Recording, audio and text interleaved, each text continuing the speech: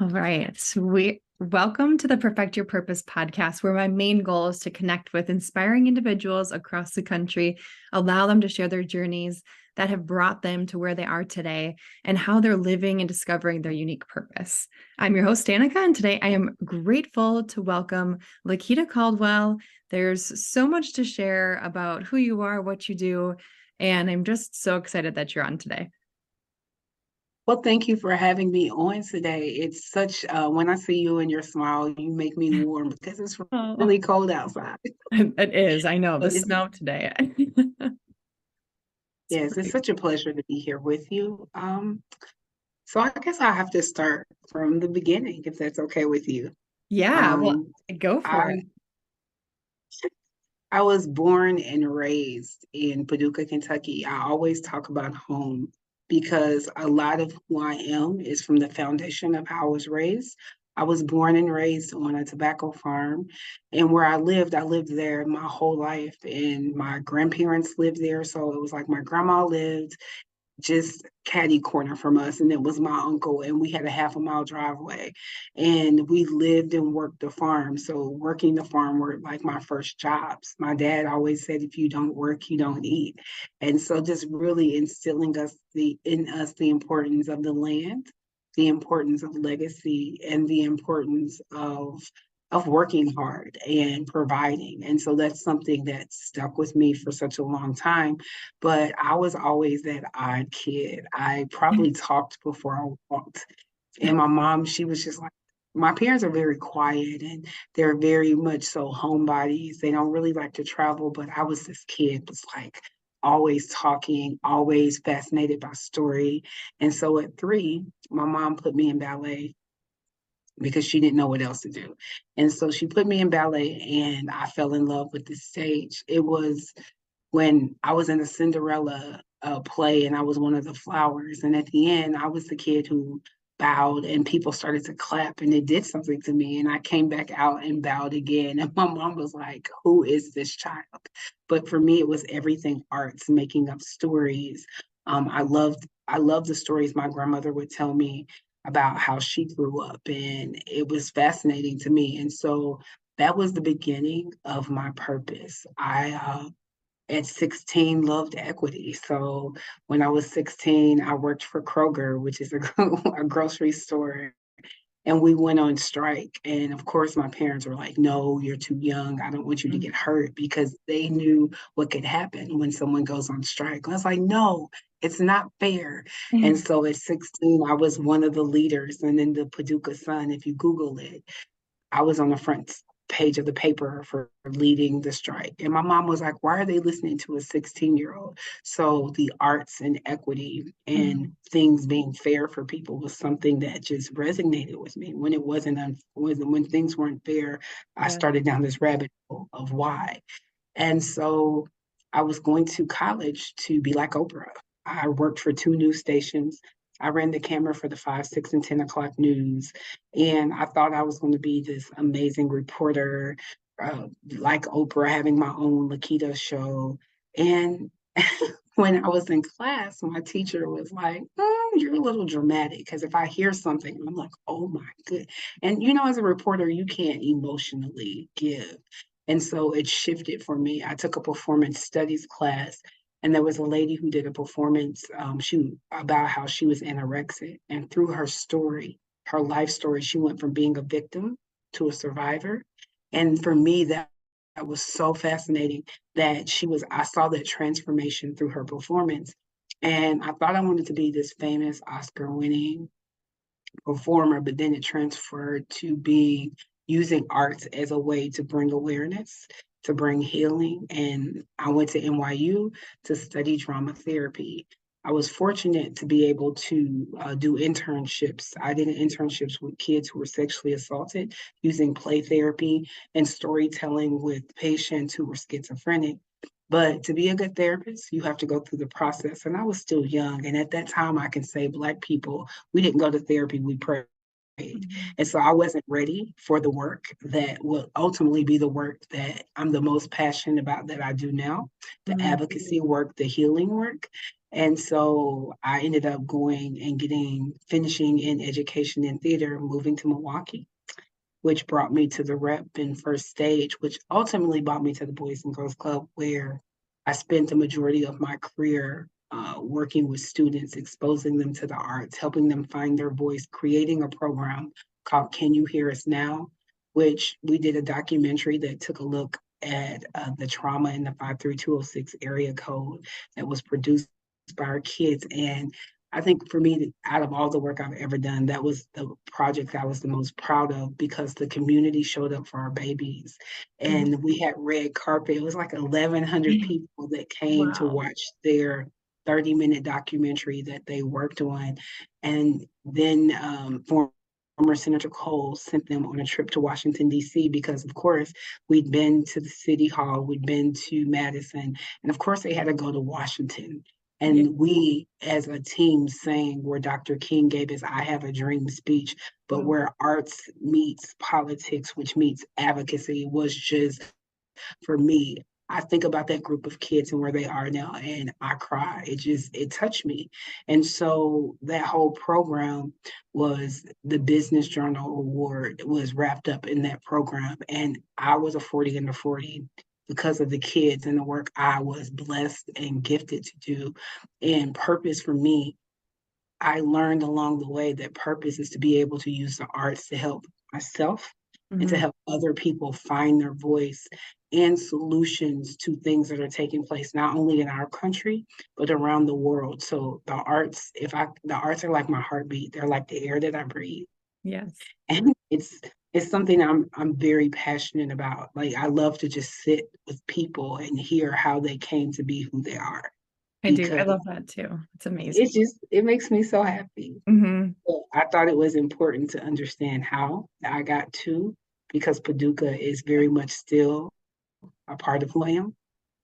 It makes me proud to say that I was born and raised in Paducah, Kentucky. Love that. I love that. Uh, just to rewind a little bit, for those who aren't familiar, can you speak a little bit to why that zip code specifically mattered to you and like why it was important to reach the kids in that area?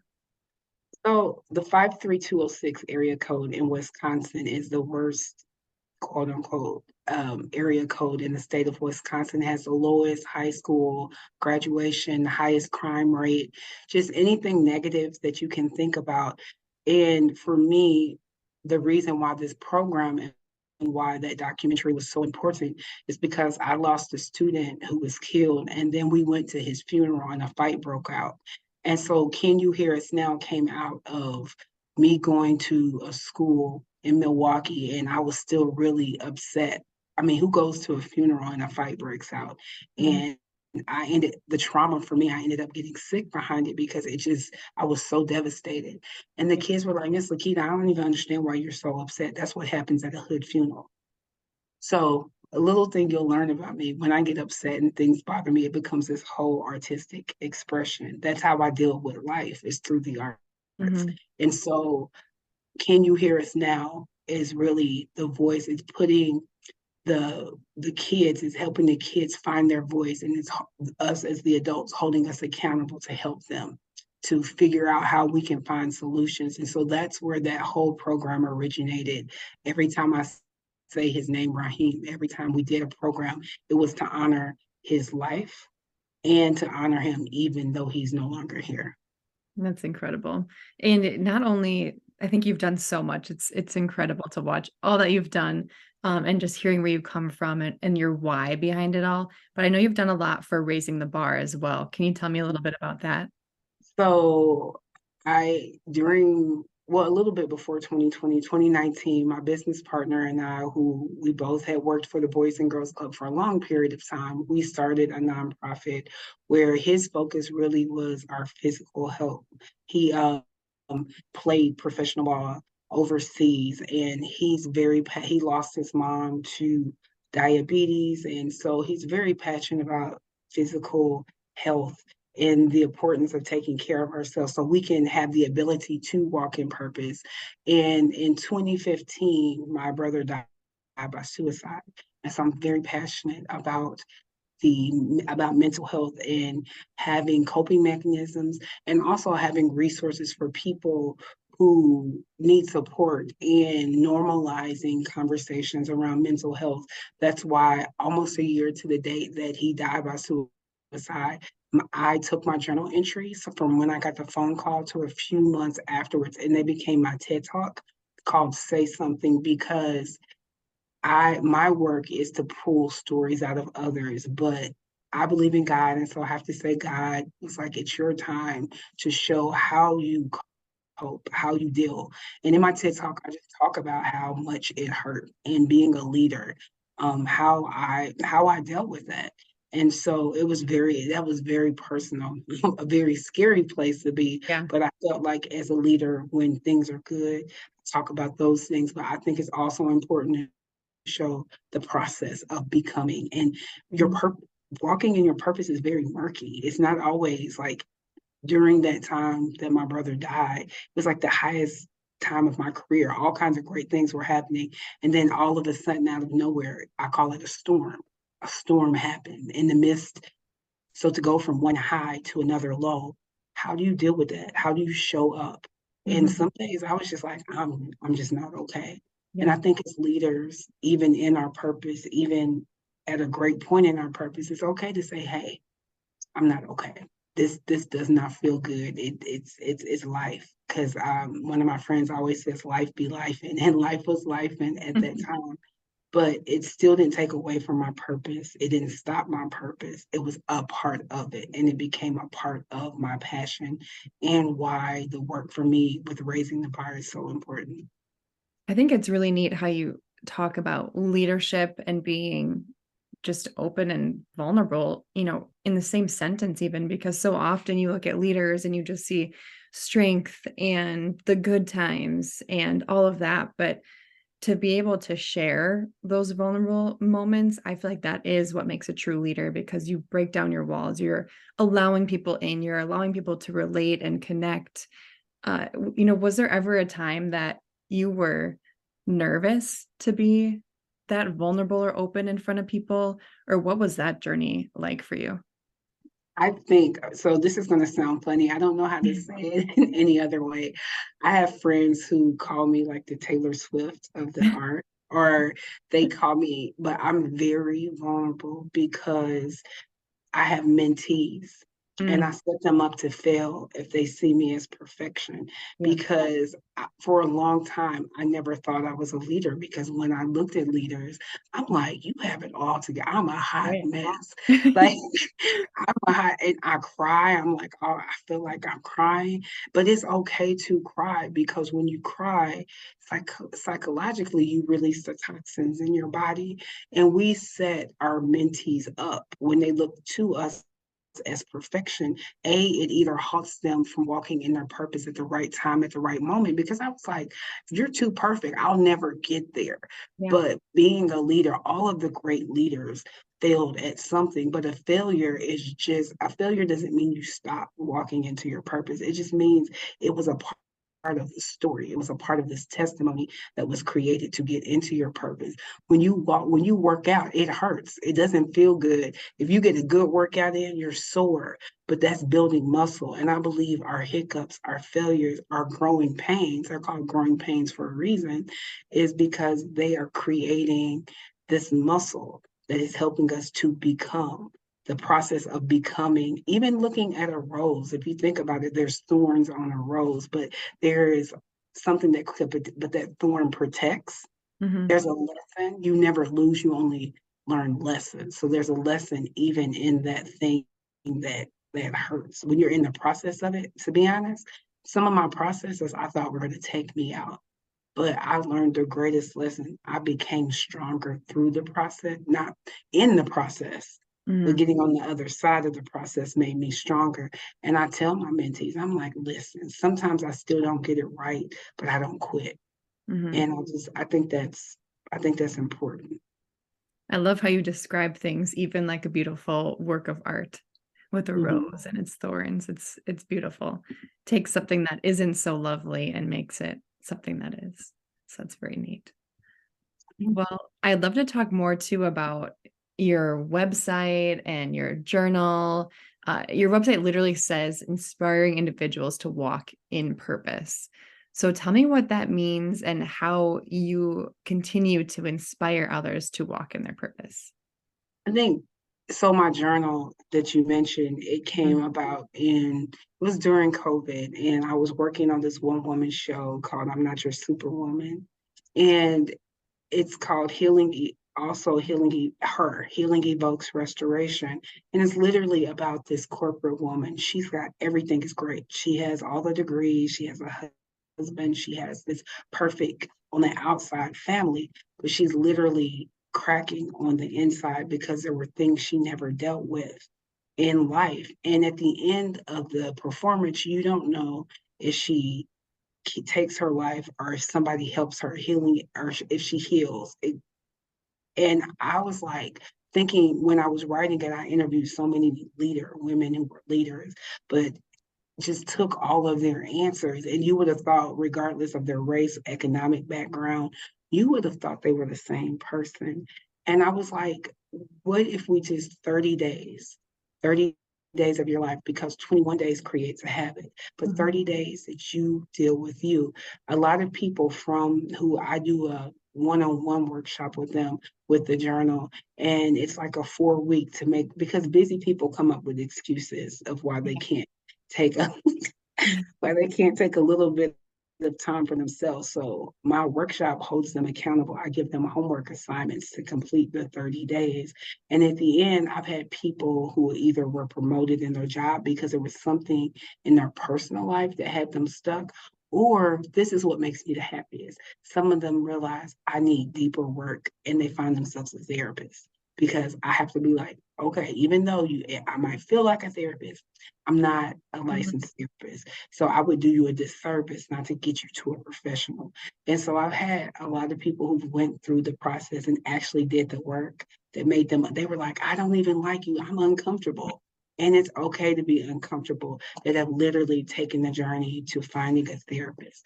And a Mhm. therapist, but again, when we normalize mental health, sometimes life, there's things that have you stuck and you just need someone who's not your friend, who's not family, that can help you walk through that process to healing, because there's so many things on the other side of you healing that open doors for someone else.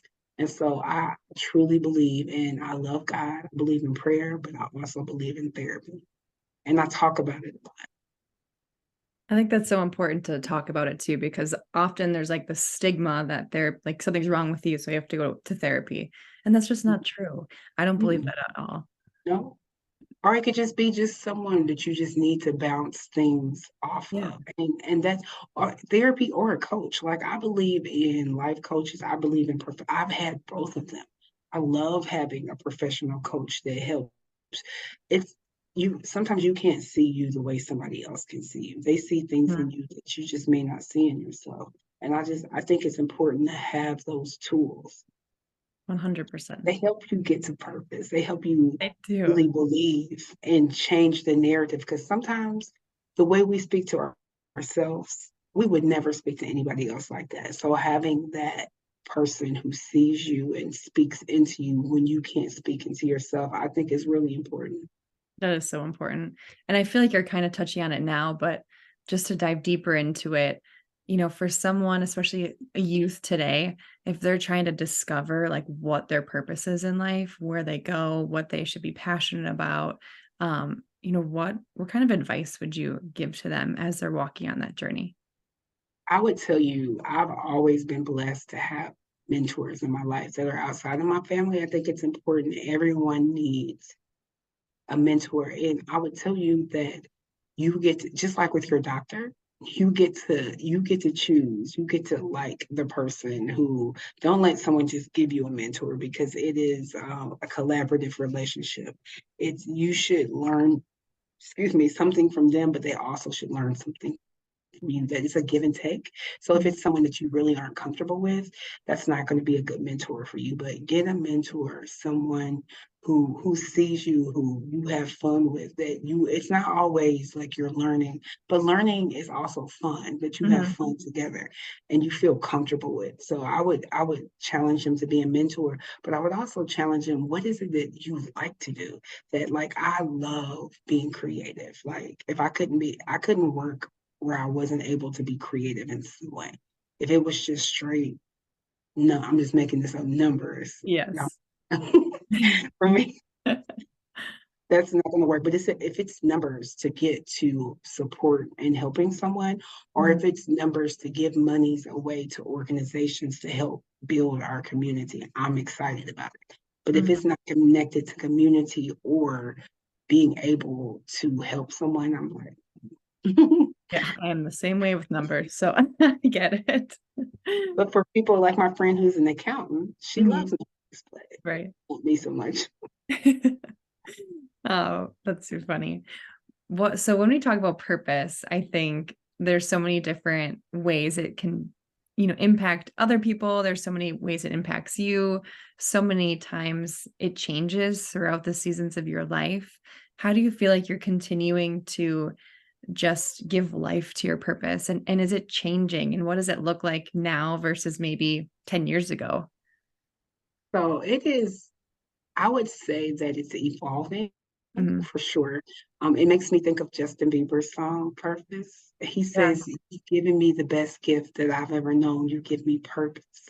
And I just, that line just makes me think of how I'm evolving. So it's always creative in art. So when I look back at the work I did at the Boys and Girls Club, I think about, I was a producer.